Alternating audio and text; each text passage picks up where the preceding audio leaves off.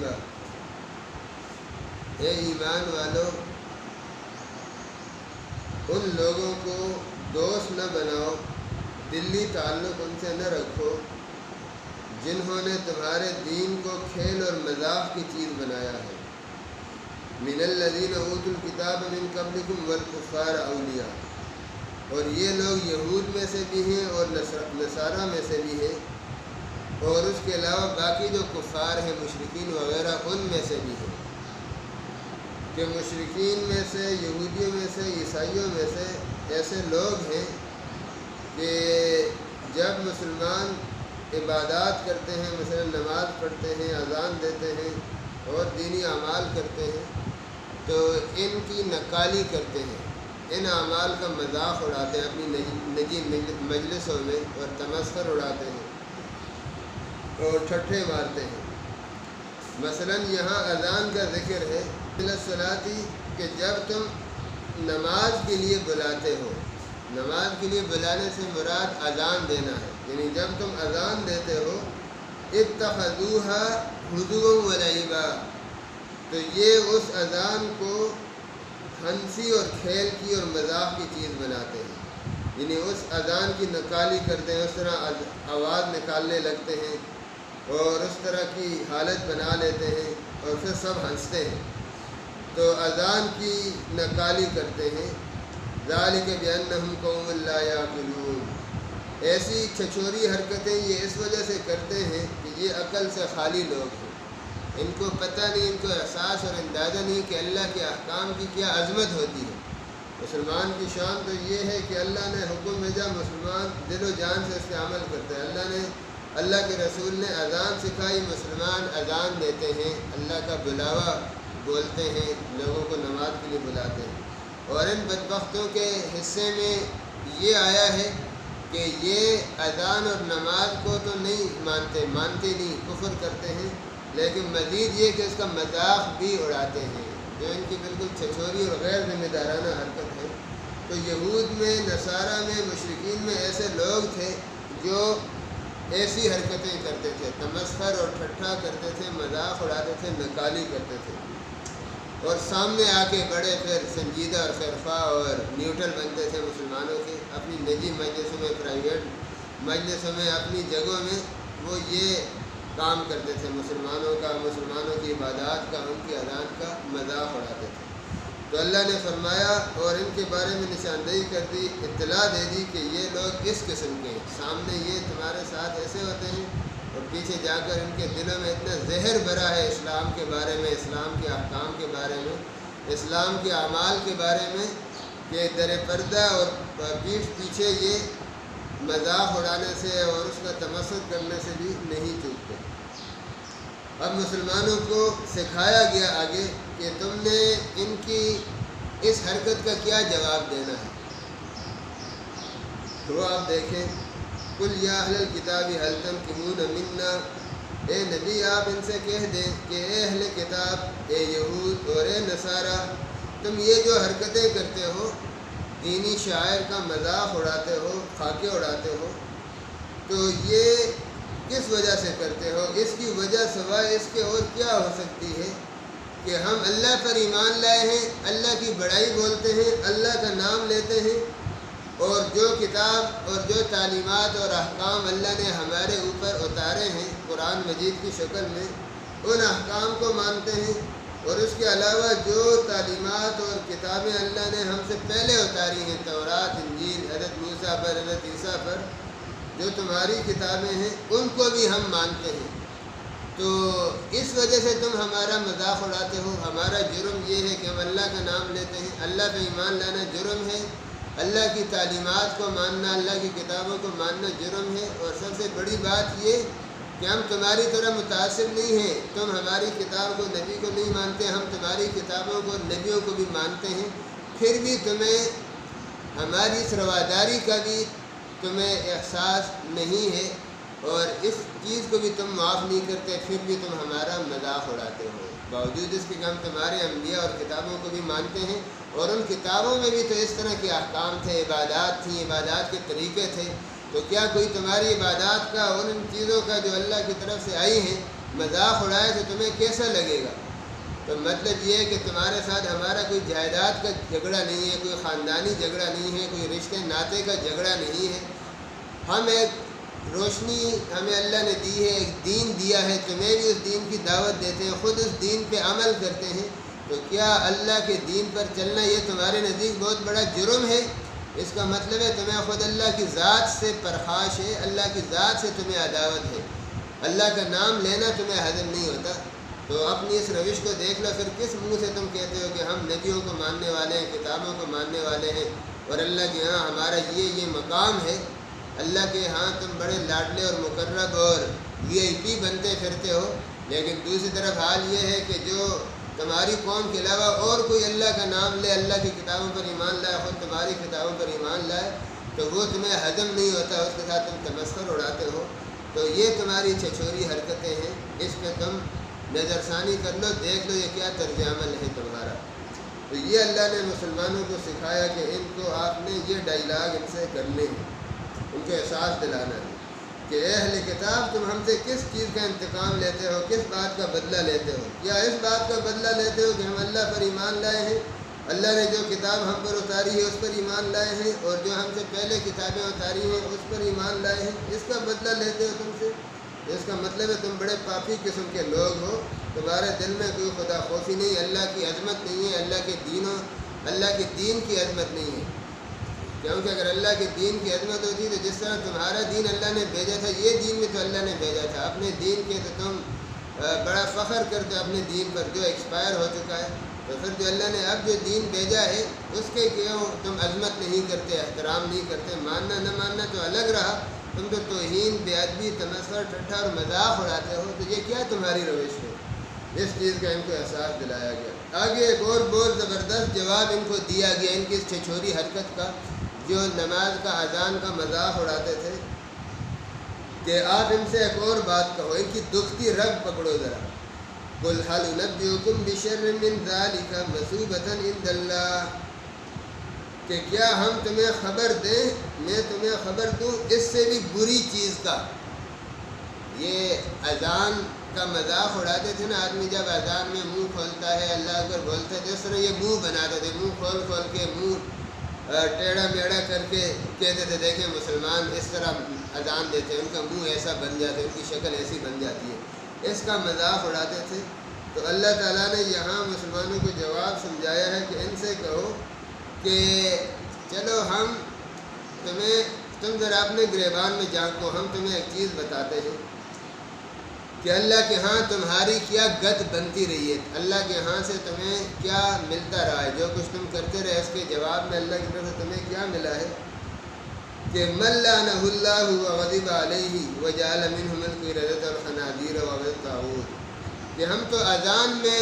اللہ کا نام بولتے ہوئے ہمارا منہ کھلتا ہے نا، اس کا تم مذاق کا نشانہ بناتے ہو کہ مسلمان ایسے منہ کھول کھول کے اذان دیتے ہیں، پھر منہ بناتے ہو اور اس طرح کی آوازیں نکالتے ہو، تو تمہیں تو اس سے بری چیزوں میں مبتلا ہونا پڑا ہے کہ تم نے اللہ کی نافرمانیاں کی، تو اللہ نے تمہاری شکلیں بندروں جیسی بنا دی تھی، تمہیں بندر بنا دیا تھا تمہارے بڑوں کو، اور خنزیر بنا دیا تھا۔ تو ہمارے اذان کہتے ہوئے ہماری جو شکل بنتی ہے وہ تو کوئی بری شکل نہیں ہے، تمہیں بری لگتی ہو تو تم نہ دیکھو، ہم تو اللہ کا نام لیتے ہیں، اور اللہ کا نام لیتے ہوئے آدمی اذان کے وقت اس کی شکل کوئی بری شکل تو نہیں بنتی ہے جس کا مذاق اڑاتے تھے، لیکن تمہاری شکلیں تو بری بن گئی تھیں، تمہاری بوتھیاں اور تمہارے بوتھے، تمہارے چہروں کا جغرافیہ تو اتنا بدل گیا تھا کہ تمہاری انسانی شکل بھی پھر اللہ کو گوارا نہ ہوئی، تمہارے کرتوتوں کی وجہ سے، تمہاری نافرمانیوں کی وجہ سے، اور تمہیں اللہ تعالیٰ نے انسانوں کی شکل سے بدل کے بندروں کی شکل میں کر دیا، اور تمہیں خنزیروں کی شکل میں کر دیا۔ ہمارے اذان کا مذاق اڑانے والوں ذرا اپنی ہسٹری پہ نظر کرو، اپنی تاریخ پہ نظر کرو، اپنے باپ داداؤں کی ہسٹری دیکھو، پڑھتا جا شرماتا جا، سنتا جا شرماتا جا کہ وہ خنزیر اور بندر بنا دیے گئے تھے۔ ہماری شکلیں تو نہیں بگڑتی الحمدللہ، ہم تو اللہ کا نام لیتے ہیں، لیکن تمہاری شکلیں واقعی بگڑ گئی تھی۔ اگر مذاق اڑانا ہے نا تو اپنے بڑوں کا مذاق اڑاؤ جو بندر بن گئے تھے، جو خنزیر بن گئے تھے، اور جو حرکتیں تم کر رہے ہو اس سے خدشہ ہے کہ تم بھی بندر اور خنزیر بن جاؤ۔ تو یہ ان کو جواب دے دیا گیا کہ اب دیکھو ہمارا مذاق اڑانے کا تمہارا کیا منہ ہے، تم خود جو بندر اور خنزیر بنے تھے، تمہارے ان بندروں اور خنزیروں والے چہروں سے ہمارے چہرے نعوذ باللہ زیادہ بگڑ جاتے ہیں اذان کہتے وقت جو تم ایسی حرکتیں کرتے ہو۔ سبحان اللہ، کیا جواب سمجھایا اللہ تعالیٰ نے مسلمانوں کو۔ اور میں عرض کرتا ہوں کہ اس آیت میں ہمارے دور کے لیے بھی ایک بڑا سبق ہے۔ دیکھیں قرآن ہر دور کے مسائل پر روشنی ڈالتا ہے۔ ہمارے زمانے میں مغرب کی قومیں اور یورپ کے لوگ اور ان کے بہت سے چھچورے لوگ وہ خاکے بناتے رہے، اخباروں میں کارٹون بناتے رہے مسلمانوں کے پیغمبر کی، مسلمانوں کی مقدس شخصیات کی، نعوذ باللہ۔ تو وہ یہی چیز تھا، وہ بھی یہی چیز تھی کہ ہمارے دین کا مذاق انہوں نے بنایا۔ حضور کے دور میں انہوں نے یہ کام کیا، اذان کا مذاق اڑایا۔ آج یہ لوگ اپنے میڈیا پر اور اخباروں میں کارٹون اور خاکے بنا کے مذاق اڑاتے ہیں۔ یعنی ان کی وہ حرام توبی والی روش جو 1400 سال پہلے تھی نا، آج بھی ان کی وہی روش ہے۔ آج یہ بڑے نیوٹرل کہلاتے پھرتے ہیں، لبرل کہلاتے ہیں، سیکولر کہلاتے ہیں، لیکن ان کے اندر کا جو عیسائیت کا زہر ہے، جو یہودیت کا زہر ہے، اللہ کی طرف سے جو مبغوض اور مردود بنائے گئے ہیں نا، وہ مبغوضیت اور مردودیت، وہ چھچورا پن آج تک ان کی جان نہیں چھوڑتا۔ کل ان کے بڑے حضور کے زمانے میں اذان کا مذاق اڑاتے تھے، اور ایسی حرکتوں پر حضرت موسیٰ عیسیٰ کے بعد یہ بندر اور خنزیر بنائے گئے، تو آج یہ حضور صلی اللہ علیہ وسلم کے، مسلمانوں کے مقدس شخصیات کے خاکے بنا کے ایک تمسخر اور ٹھٹھا اور مذاق بناتے ہیں۔ یہ ان کی چھچوری حرکتیں ہیں، اور جس پر سارے عالم اسلام احتجاج کرتا ہے، اور ان کا ڈیٹ پر اتنا ہے کہ یہ پھر بھی اس چیز سے باز نہیں آتے۔ دوسروں کے سامنے تو بڑا انسانی حقوق کا ڈنڈورا پیٹتے پھرتے ہیں، دنیا میں کوئی معمولی سا واقعہ ہو جائے ساری دنیا میں چیخ اور شور شرابہ شروع کر دیتے ہیں، جی مسلمانوں نے ایسا کیا، فلاں جگہ ایسا ہو گیا، لیکن خود اتنی بڑی بڑی حرکتیں کرتے ہیں، مسلمانوں کے پورے دین کا مذاق اڑائیں، خاکے بنائیں، کچھ بھی کریں، 1 ارب سے زیادہ لوگوں کی دل آزاری کریں، اور اس پر لیبل لگائیں کہ یہ آزادی کا اظہار جو ہے وہ ہمارا حق ہے، اظہار رائے ہمارا حق ہے۔ تو اظہار رائے کا یہ مطلب ہے کہ دوسروں کے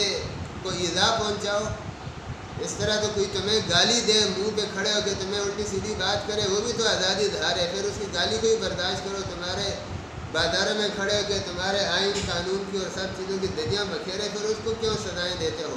اس کو اظہار رائے کی آزادی کیوں نہیں قرار دیتے؟ تو غرض ہے کہ اس آیت میں یہ سبق ہے کہ مشرکین میں سے، یہود و نصارہ میں سے، کافروں میں سے ایسے لوگ ہوتے ہیں چھچورے قسم کے کہ جو مسلمانوں کے دین کا، مسلمانوں کی شخصیات کا، مسلمانوں کے اسلامی شعائر کا مذاق اڑاتے ہیں۔ ایک تو تنقید کرتے ہیں، وہ تو یہ کرتے ہی ہیں، مذاق اڑانا تو بڑا چھچورا کام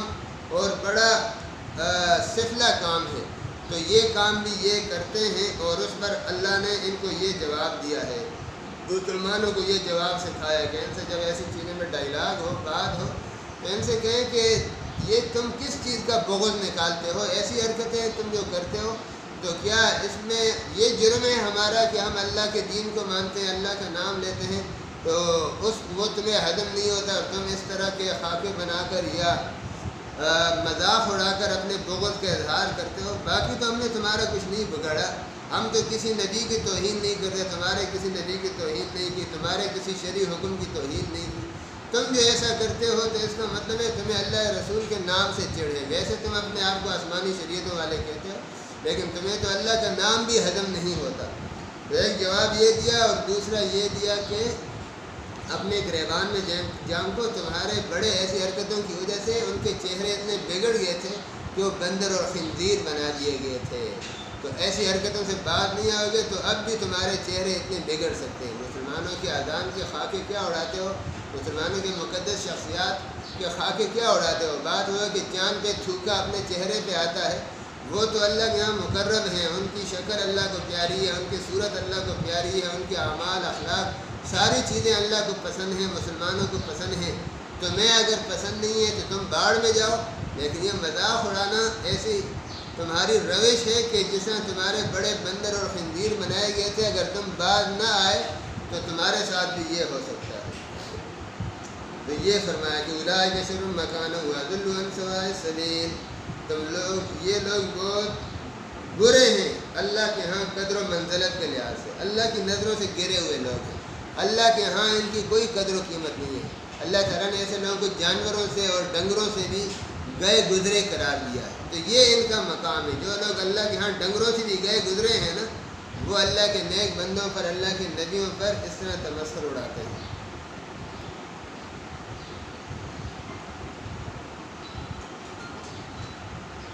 السلام علیکم۔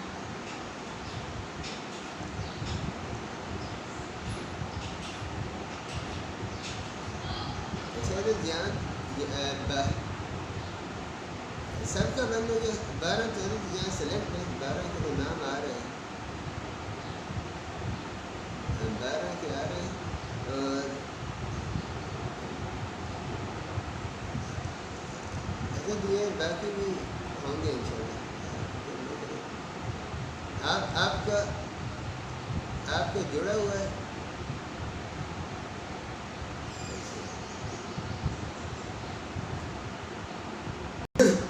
یہ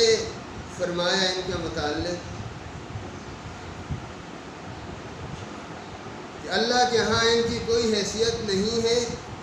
اور یہ دنیا میں اللہ کے نیک بندوں پر، اللہ کے انبیاء پر جیسے کیچڑ اچھالتے ہیں، یہ خود ان کی ایک کم ظرفی کی علامت ہے۔ اللہ کی نظروں سے گرے ہوئے لوگ ہیں اور راستے سے بھٹکے ہوئے لوگ ہیں۔ اس طرح کی حرکتوں سے ان کی کوئی ویلیو یا عزت نہیں بنے گی، اور یہ ذلیل ہوں گے ان چیزوں پر۔ تو یہ اس آیت میں فرمایا۔ آگے منافقین کی روش فرمائی کہ مسلمانوں میں سے ایسے لوگ ہیں جو بظاہر مسلمانوں کے ساتھ ہیں، یہود میں سے کچھ مشرکین میں سے ہیں کہ ظاہر انہوں نے کلمہ پڑھا ہے، لیکن اندر سے وہ انتظار میں رہتے ہیں کہ کس فریق کا پلڑا بھاری ہوتا ہے، اس طرف رسیاں توڑا کے ہو جاتے ہیں۔ وہ نہ مسلمانوں کے ساتھ پورے خیرخواہ ہیں اور نہ کسی اور چیز پر، وہ اپنے مفادات کو دیکھتے ہیں۔ ان کی روش بتائی، اور پھر یہود کی بہت سی اخلاقی برائیاں آگے بیان فرمائی، مثلا رشوت کھانا، حرام کھانا، خیانت کرنا، ظلم کرنا، تورات میں تحریف کرنا، اور شر اور فساد کی آگ بھڑکانا، پروپیگنڈے کرنا، اللہ تعالیٰ کی توہین کرنا، اللہ تعالیٰ کی شان میں گستاخی کرنا، اور دنیا میں قوموں میں لگائی بجائی کرنا۔ یہ بھی یہود کی روش بتائی گئی کہ یہ اپنے شر اور شرارت سے، مکر اور سازشوں سے ایسے حالات پیدا کرتے ہیں کہ دنیا میں بدامنی پیدا ہو جاتی ہے اور لوگوں میں جنگ و جدل چھڑ جاتی ہے۔ اور یہ یہودی اور عیسائی اپنی پوری تاریخ میں بھی دنیا میں اس طرح بدامنی پیدا کرتے رہے۔ ہم نے ان میں یہودیوں میں، عیسائیوں میں آپس میں پھوٹ ان میں ڈالی ہے، ایک دوسرے کے دشمن ہیں، اور تاریخ کے مختلف ادوار میں انہوں نے بہت بڑی بڑی جنگیں برپا کی۔ تو جب بھی یہ دنیا میں اس طرح بدامنی، شر اور فساد پھیلاتے ہیں، پھر اللہ تبارک و تعالیٰ ہی انسانیت کو ان کو شر اور فساد سے نجات دلاتے ہیں، ورنہ ہر دور میں انہوں نے دنیا کے امن کو خراب کرنے کی کوشش کی ہے۔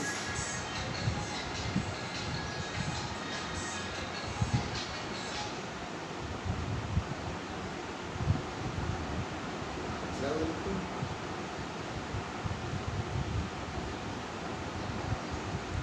آنے جی، ابھی بھی آواز نہیں آ رہی تھی؟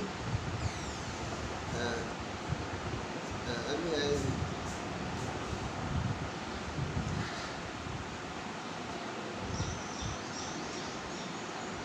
آگے ایک اور چیز بتائی، وَلَوْ أَنَّهُمْ أَقَامُوا التَّوْرَاةَ وَالْإِنْجِيلَ وَمَا أُنزِلَ إِلَيْهِمْ مِنْ رَبِّهِمْ لَأَكَلُوا مِنْ فَوْقِهِمْ وَمِنْ تَحْتِ أَرْجُلِهِمْ۔ اگر یہ یہودی اور عیسائی تورات پہ عمل درآمد کرتے اور عیسائی انجیل پہ عمل کرتے، اللہ کی شریعتوں کو اپنے معاشرے میں، اپنی سوسائٹی میں، اپنی قوم میں نافذ کرتے جو اللہ نے شریعت بھیجی تھی، وما انزل الیہم من ربہم، اور جو احکام اللہ نے ان کی طرف بھیجے تھے ان کے عمل کرتے، تو اس سے خود آخرت کی نجات اور کامیابی تو تھی ہی تھی، دنیا میں بھی اس کے ثمرات اور فوائد ان کو ملتے کہ لَأَكَلُوا مِنْ فَوْقِهِمْ وَمِنْ تَحْتِ أَرْجُلِهِمْ، تو یہ اپنے اوپر سے بھی کھاتے، اوپر سے بھی رزق ان پہ برستا، اور اپنے نیچے سے زمین سے بھی یہ کھاتے، زمین سے بھی ان پہ رزق برستا۔ اس آیت سے یہ معلوم ہوتا ہے کہ اللہ جو شریعتیں امتوں پہ بھیجتے ہیں، امتیں اگر ان شریعتوں پہ عمل کریں تو ان کے روحانی برکات بھی ہوتی ہیں، مادی اور دنیاوی برکات بھی ہوتی ہیں اور اخروی برکات بھی ہوتی ہیں۔ ان شریعتوں پہ عمل کرنے کی وجہ سے وہ کامیاب لوگ بن جاتے ہیں، ہدایت یافتہ ہو جاتے ہیں، اللہ کے مقرب بن جاتے ہیں، اور دنیاوی فوائد ان کے یہ ہوتے ہیں کہ دنیا میں امن سکون ہوتا ہے اور ان کے معاشرے میں برکتیں اللہ تعالیٰ عطا فرما دیتے ہیں، ان کی زندگیوں میں اللہ تعالیٰ سکھ چین رکھ دیتے ہیں، بارشیں وقت پہ ہوتی ہیں، زمین سے خوب غلہ اگتا ہے، زمین اپنی پیداواریں بھرپور طریقے سے دینے لگتی ہے۔ اللہ کے احکام جب زمین پہ زندہ کیے جاتے ہیں نا، احادیث میں اس مضمون کو بہت تفصیل سے بتایا گیا ہے، اور اس آیت میں اصولی درجے میں بتایا گیا ہے کہ تورات اور انجیل والے اپنے زمانے میں اپنی شریعتوں کو قائم کرتے تو ان پر اللہ تعالیٰ دنیا کی نعمتوں کی فراوانی کر دیتے، آسمان سے بارشیں موسلادھار برستی، وقت پہ برستی، اور زمین اس سے ہری بھری ہو جاتی، زمین اپنا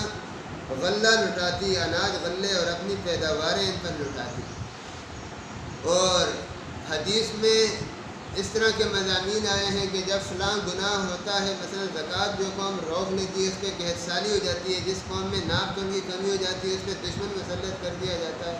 اور جس قوم میں خیانت پھیل جاتی ہے تو اس پہ فلاں وبا آتی ہے، اور جو اللہ تعالیٰ کے احکام ہیں ان کو زندہ کرنے پر مختلف بشارتیں آئی ہیں کہ جب اللہ کے کسی قانون کو زمین پہ نافذ کیا جاتا ہے، اللہ کی حدود میں سے کسی حد کو زمین پہ نافذ کیا جاتا ہے، عدالتیں اس کے مطابق فیصلہ کرتی ہیں، معاشرے میں اس پہ عمل درآمد ہوتا ہے، تو اس کے نتیجے میں اتنی بارشیں، اتنی پیداواریں ہوتی ہیں کہ 40 سال کی بارشوں سے بھی زمین اتنی پیداوار نہ دے جو اللہ کا ایک حکم زندہ کرنے سے جو پیداوار اللہ تعالیٰ برکت کی شکل میں عطا فرماتے ہیں۔ تو اس آیت میں یہ چیز واضح کر دی گئی کہ تورات اور انجیل والے بھی اگر اپنے زمانے میں تورات انجیل پر عمل کرتے، انبیاء کا مقابلہ نہ کرتے، ان کو ستاتے نہ، ان کی نافرمانی نہ کرتے، تو ان پر آسمان زمین سے ہم رزق روزی کے، برکتوں کے اور زمینی پیداواروں کے، نعمتوں کے دروازے کھول دیتے۔ منہم امۃ مقتصدہ، کچھ لوگ ان میں اچھے بھی ہیں۔ یہود و نصارہ کی برائیاں ذکر کرنے کے ساتھ ساتھ جو ان میں اچھے لوگ تھے، قرآن ان کا بھی بار بار ذکر کرتا ہے۔ اللہ تعالیٰ قدردان ذات ہے، اللہ کسی کی ناقدری نہیں کرتے، کسی کے ایمان کی، عمل کی۔ ان میں اچھے لوگ تو ہوتے تھے ہر زمانے میں، اب بھی ہوتے ہیں، تو قرآن ساتھ ساتھ اس کا حوالہ دیتا جاتا ہے۔ وَكَثِيرٌ مِّنْهُمْ سَاءَ مَا يَعْمَلُونَ، لیکن چونکہ حکم اکثریت پہ لگتا ہے تو اکثر ان کے برے لوگ ہیں، اس لیے قرآن مجموعی طور پر ان کی مذمت کرتا ہے، لیکن یہ لچک ذہن میں رکھنی چاہیے کہ اچھے لوگ بھی ان میں ہوتے ہیں۔ آگے ایک اور بات فرمائی، یا ایھا الرسول بلغ ما انزل الیک من ربک، اے نبی آپ تبلیغ کیجئے، پہنچائیے وہ احکام جو اللہ نے آپ کی طرف بھیجے ہیں۔ نبی اللہ کی طرف سے اس بات پہ مقرر اور مامور ہوتا ہے کہ اللہ تعالیٰ اس کو جو احکام عطا فرماتے ہیں وہ پورے امتوں کو پہنچائیں، اس میں کسی حکم میں کمی نہ کریں، فریضہ رسالت ادا کریں، اور سب نبیوں نے فریضہ تبلیغ اور فریضہ رسالت ادا کیا ہے۔ یہاں ایک اصولی حکم دیا ہے کہ رسالت کا منصب بہت بڑا منصب ہے جو رسول کو ساری انسانیت پر شرف عطا فرماتا ہے، لیکن اس کے باوجود رسول اللہ کے سامنے جواب دہ ہوتا ہے۔ اگر رسول بھی بالفرض